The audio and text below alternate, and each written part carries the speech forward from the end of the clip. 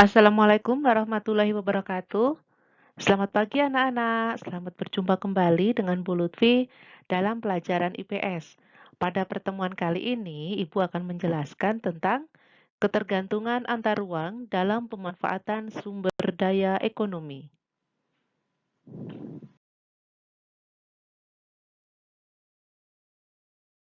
Yang pertama yaitu ketergantungan antar ruang dalam pemanfaatan sumber daya alam. Coba kalian perhatikan gambar berikut.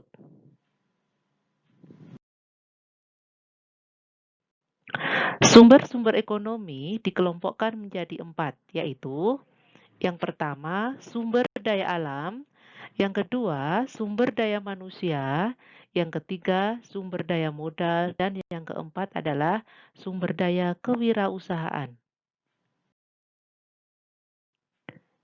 Nah, yang A, sumber daya pertanian dan perkebunan di Indonesia. Perhatikan gambar di samping. Indonesia merupakan negara dengan iklim tropis dan bertanah subur yang memiliki hasil pertanian dan perkebunan karena Indonesia terletak di garis khatulistiwa. Hal ini menjadikan melimpahnya sumber daya alam.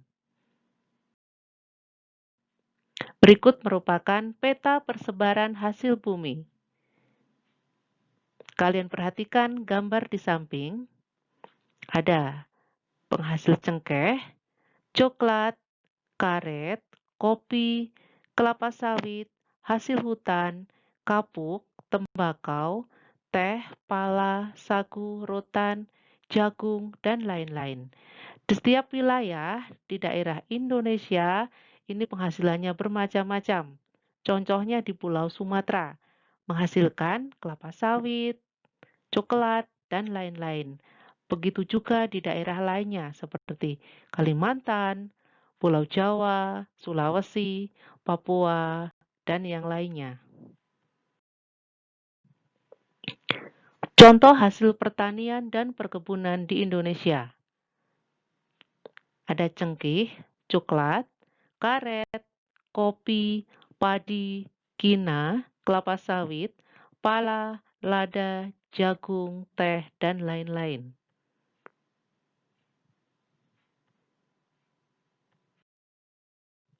Komoditas pertanian sangat beragam, meliputi produk perkebunan, peternakan, perikanan, dan pertanian tanaman pangan. Selain itu, memenuhi kebutuhan di dalam negeri.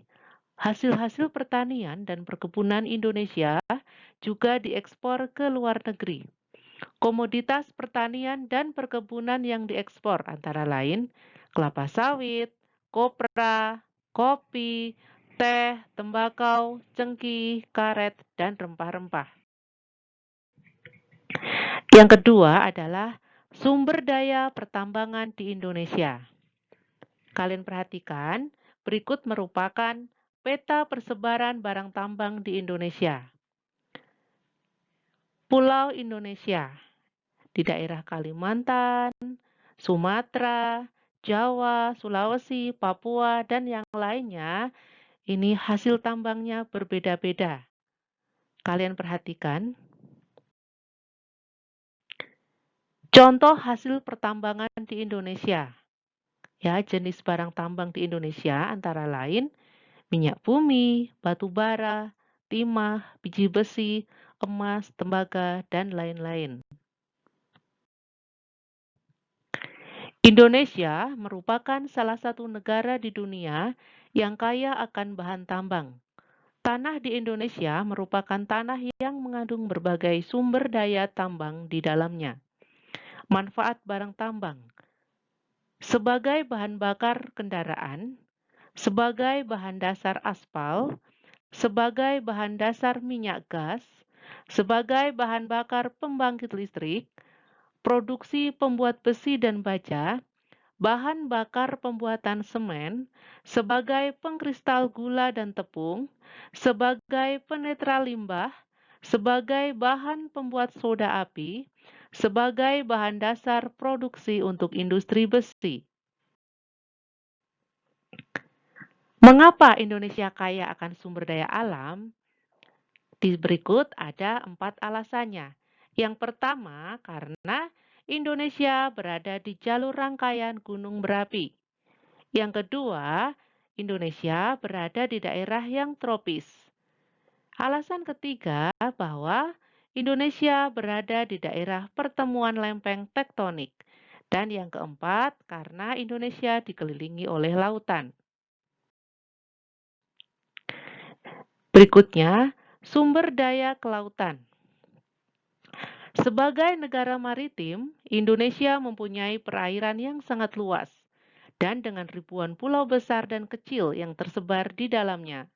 Hamparan laut yang luas merupakan suatu potensi bagi bangsa Indonesia untuk mengembangkan sumber daya laut, seperti terumbu karang, ikan, dan komoditas lainnya.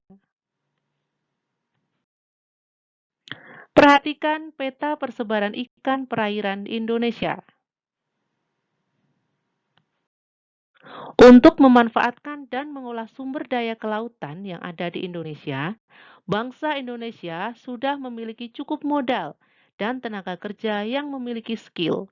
Meskipun dengan cara tradisional, berbagai upaya dilakukan pemerintah melalui Kementerian Kelautan dan Perikanan atau KKP telah dilakukan untuk meningkatkan produksi ikan. Program yang dijalankan adalah dengan meningkatkan kapasitas industri ikan kaleng, cakalang, sarden, tuna, udang, dan produksi olahan ikan lainnya. Selain itu, dilakukan juga upaya peningkatan produksi rumput laut dan penurunan impor hasil laut. Wassalamualaikum warahmatullahi wabarakatuh.